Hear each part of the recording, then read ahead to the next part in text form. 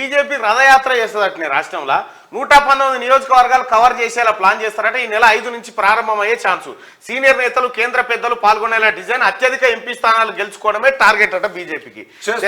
తెలంగాణ రాష్ట్రంలో BJP MP సీట్లు గెలిచేటట్టుందా ఇప్పుడు?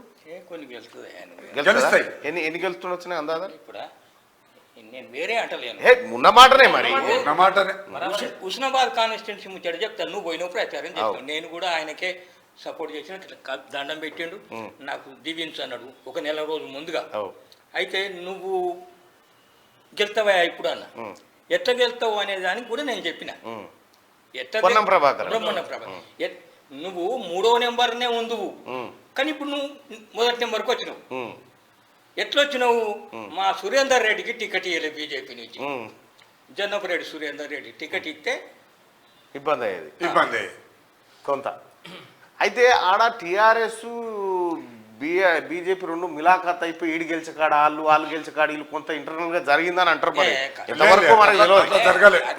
పొన్నంకు డైరెక్ట్ వేసిండ్రు, విరక్తి చెంది డైరెక్ట్ పొన్నం ప్రభాకర్ జరిగిందాడ. నిజంగా జన్నపరెడ్డి ఉన్నట్టయితే ఈయనకి టైట్ ఉండు, చాలా టైట్ ఉండు గట్టిగా.